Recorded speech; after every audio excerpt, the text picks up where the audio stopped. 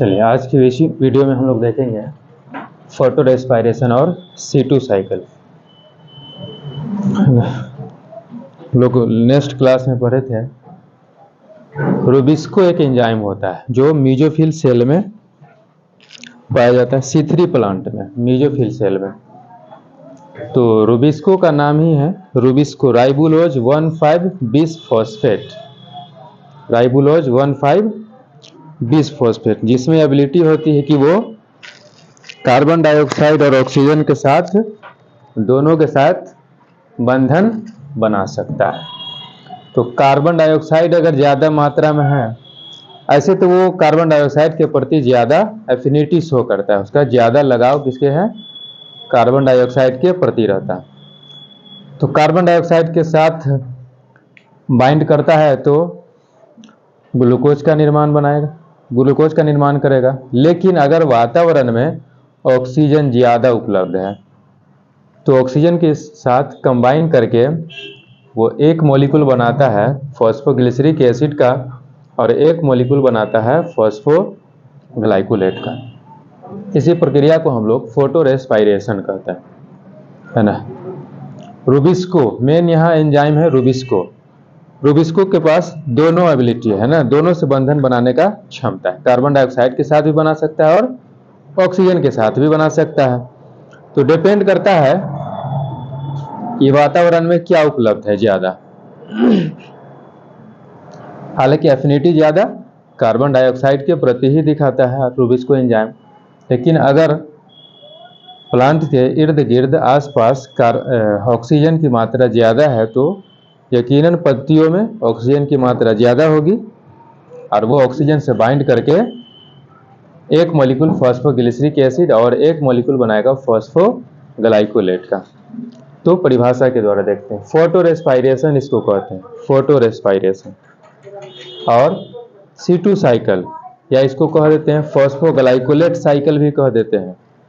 Photo respiration और C2 cycle और phosphoglycolate cycle या ग्लाइकोलेटिक पैथवे भी कहा जाता है।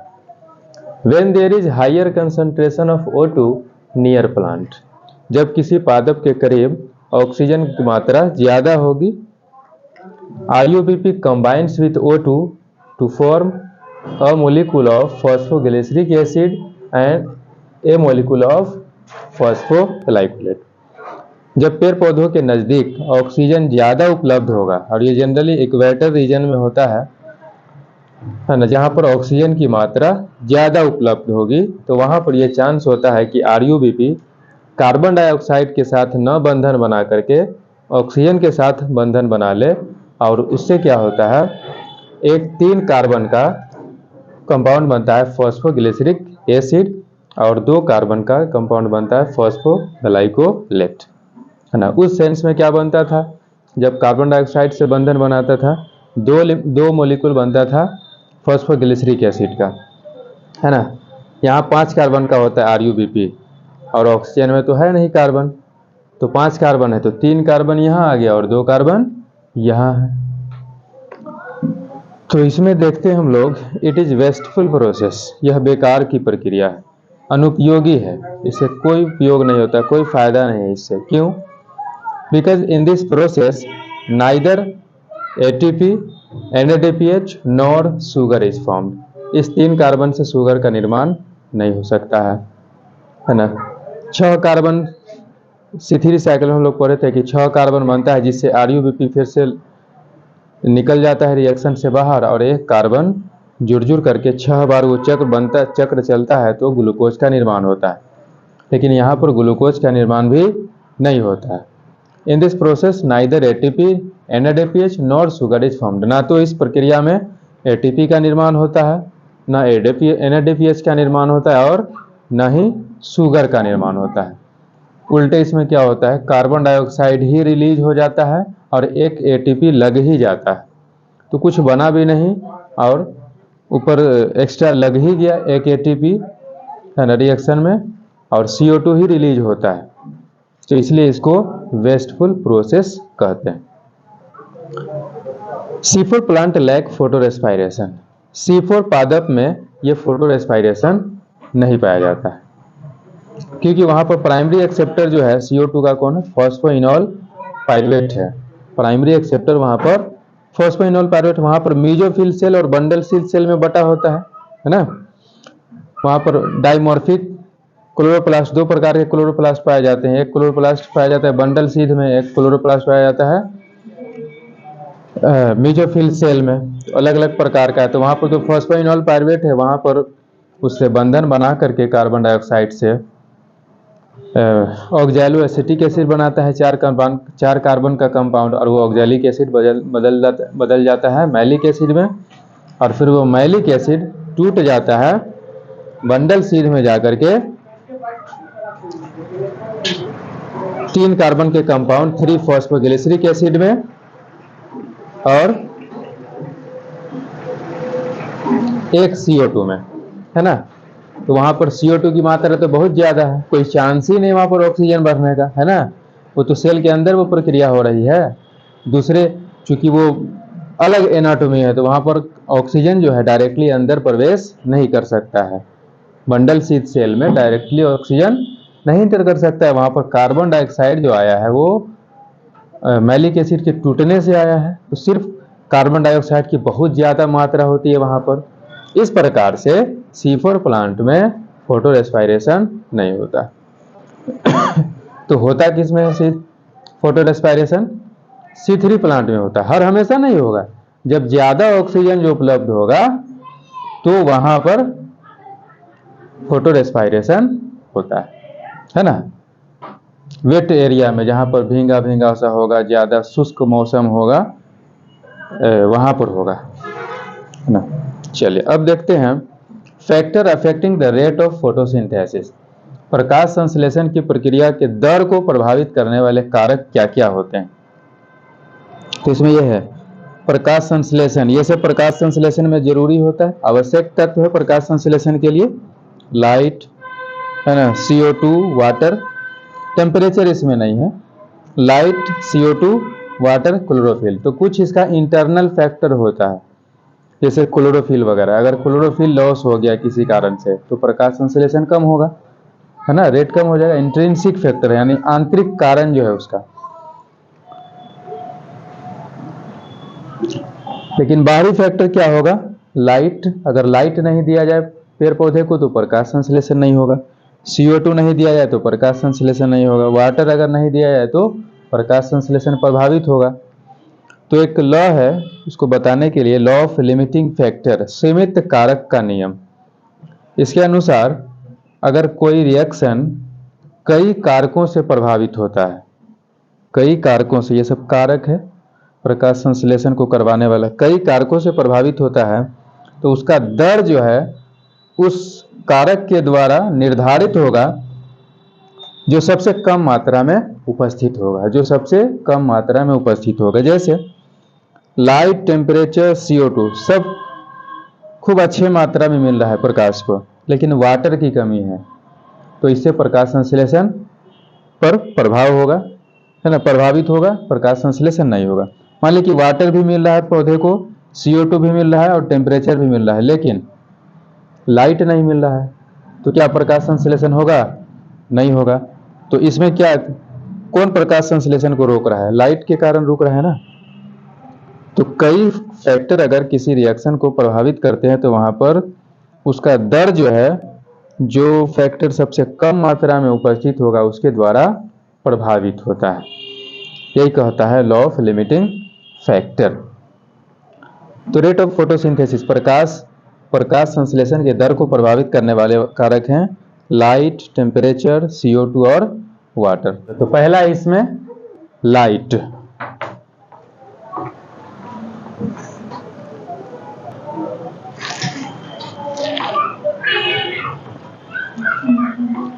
पहला है लाइट, प्रकाश, दूसरा है टेम्परेचर, तीसरा है CO2, चौथा है वाटर। तो लाइट में भी 3 चीज है। लाइट इंटेंसिटी, कितना इंटेंसिटी का लाइट मिल रहा है पेड़ पौधे को। दूसरा लाइट क्वालिटी, लाइट क्वालिटी से मतलब है किस वेवलेंथ का लाइट मिल रहा है, कितना ज्यादा वेवलेंथ का मिल रहा है या कम वेवलेंथ का मिल रहा है वो। तीसरा है ड्यूरेशन ऑफ लाइट, और पेड़ पौधे को लाइट कितना देर तक मिल रहा है ना। लाइट इंटेंसिटी, ज़्यादा लाइट इंटेंसिटी होगा, ज़्यादा है ना, तो उसमें प्रकाश संश्लेषण ज़्यादा होता है। गर्मी के दिनों में ज़्यादा कड़ी धूप होगी, प्रकाश संश्लेषण ज़्यादा होगा। लाइट क्वालिटी, अच्छे वेवलेंथ का और ज़्यादा वेवलेंथ का लाइट मिलेगा तो प्रकाश संश्लेषण ज़्यादा होगा। ड्यूरेशन ऑफ लाइट, ज़्यादा देर तक मिलेगा तो ज़्यादा प्रकाश संश्लेषण होगा ना, कम देर तक मिलेगा तो कम प्रकाश संश्लेषण होगा। और ऐसा है कि अगर ज़्यादा लाइट इंटेंसिटी है और अच्छा क्वालिटी का है तो पेड़ पौधे को मात्र 10% लाइट मिल जाए तो प्रकाश संश्लेषण हो जाएगा। मात्र 10%। मतलब ज़्यादा लाइट मिले और कम लाइट तक मिले तो भी हो जाएगा। हाँ, वही बोले ना, 10% उसको मिलना चाहिए, पूरा करना चाहिए, उसका प्रकाश संश्लेषण हो जाएगा। ड्यूरेशन ऑफ लाइट, कितना देर तक लाइट उसको मिलता है, इस पर भी निर्भर करता है। जनरली प्रकाश संश्लेषण ब्लू और रेड रीजन में ज़्यादा, ब्लू और रेड कलर में, कलर के प्रकाश में प्रकाश संश्लेषण ज़्यादा होता है। ब्लू और रेड कलर के प्रकाश में प्रकाश संश्लेषण ज़्यादा होता है। Rate of photosynthesis increases with increase in light and intensity, प्रकाश की तीव्रता के बढ़ने के साथ प्रकाश संश्लेषण का दर क्या होता है, बढ़ता है। ये हो गया लाइट के बारे में। दूसरा है टेम्परेचर। C3 प्लांट और C4 प्लांट टेम्परेचर अलग अलग टेम्परेचर पर अलग अलग टेम्परेचर को रिस्पॉन्ड करते हैं। जैसे C4 प्लांट जो है उसको ज़्यादा टेम्परेचर चाहिए, तो उसमें ज़्यादा टेम्परेचर होगा तो प्रकाश संश्लेषण और ज़्यादा होगा।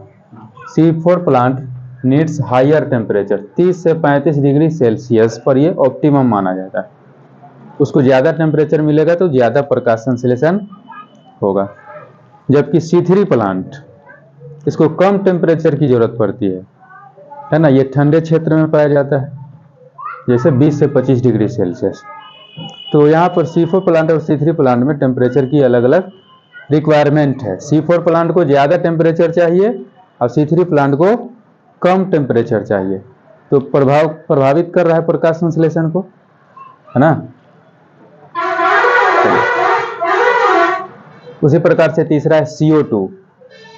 वायुमंडल में CO2 कितना है, 0.03%, 0.03%। तो C3 plants needs high CO2 concentration. C3 plant को कार्बन डाइऑक्साइड की ज़्यादा मात्रा में जरूरत पड़ती है, जबकि C4 प्लांट को कार्बन डाइऑक्साइड की कम आवश्यकता पड़ती है। इसको कम कार्बन डाइऑक्साइड भी दिया जाएगा तो अपना काम कर लेगा, लेकिन इसको ज़्यादा दिया जाना चाहिए तभी अपना काम कर सकता है।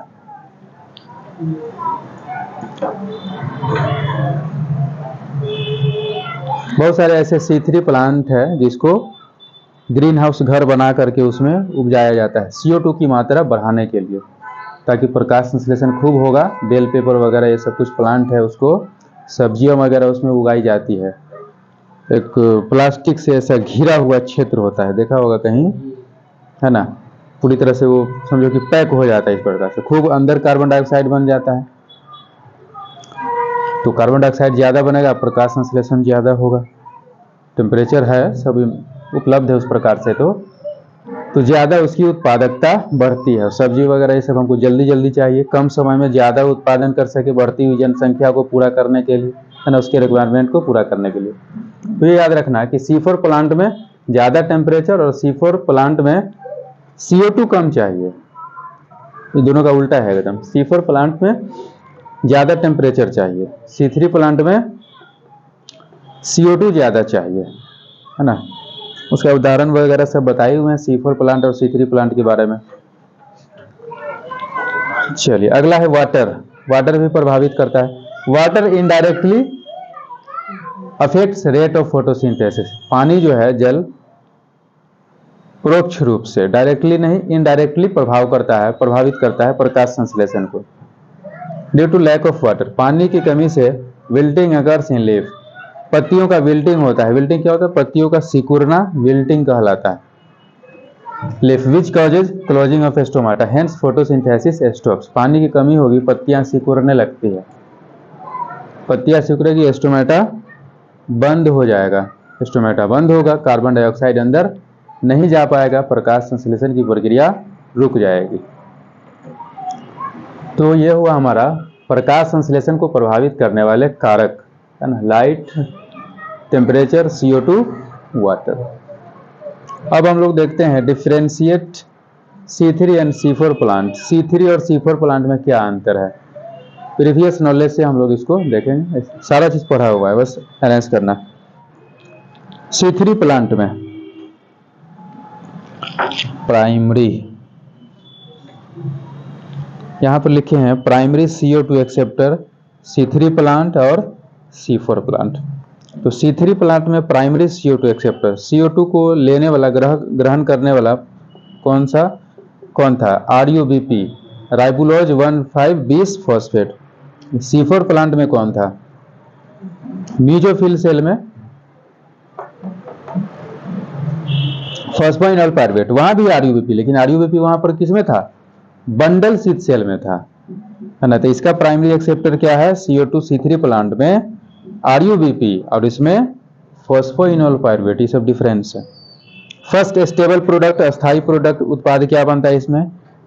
PGA, phosphoglyceric acid, full form याद रखना, फॉस्फोग्लिसरिक एसिड, और इसमें oxalo acetic acid. Types of chlorophyll, चूंकि इसमें सिर्फ एक ही कोशिका में ये पूरी प्रक्रिया हो जाती है मीजोफिल सेल में, तो मीजोफिल सेल में एक ही प्रकार का क्लोरोप्लास्ट पाया जाता है, यानी एक ही सेल है, उसके अंदर पाया जाने वाला सभी क्लोरोप्लास्ट क्या होगा? एक प्रकार का होगा। तो वन टाइप, एक ही प्रकार का क्लोरोप्लास्ट होगा और इससे प्रक्रिया सम्मिलित हो जाती है। जबकि C4 प्लांट में दो सेल से होकर पूरा प्रोसेस होता है, एक मीजोफिल सेल और बंडल सेल से, है ना, मीजोफिल सेल और बंडल शीथ सेल। तो इसमें दो प्रकार का क्लोरोफिल भाग लेगा, इसको मोनोमॉर्फिक, उसको डाइमॉर्फिक क्लोरोफिल भी कहते हैं। उदाहरण है साइट है, इसमें देख रहे थे types of chlorophyll, one type, इसमें टू टाइप।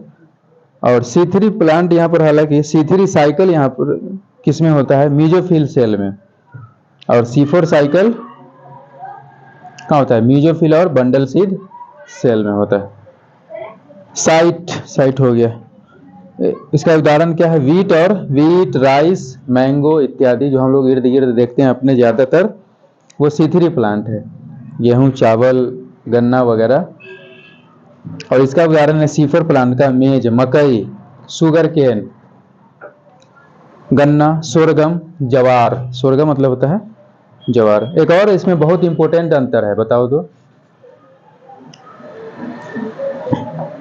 C3 प्लांट में फोटो रेस्पायरेशन होता है, हो सकता है, अगर ज्यादा ठंडा इलाका में रहता है, ऑक्सीजन ज्यादा उपलब्ध है तो फोटो रेस्पायरेशन हो सकता है, जबकि C4 प्लांट में फोटो रेस्पायरेशन नहीं होता है। ये बहुत इंपॉर्टेंट डिफरेंस है। C3 प्लांट में फोटो रेस्पायरेशन होता है, C4 प्लांट में फोटो रेस्पायरेशन नहीं होता है ना। गेहूं, चावल, हर जगह देखते हैं।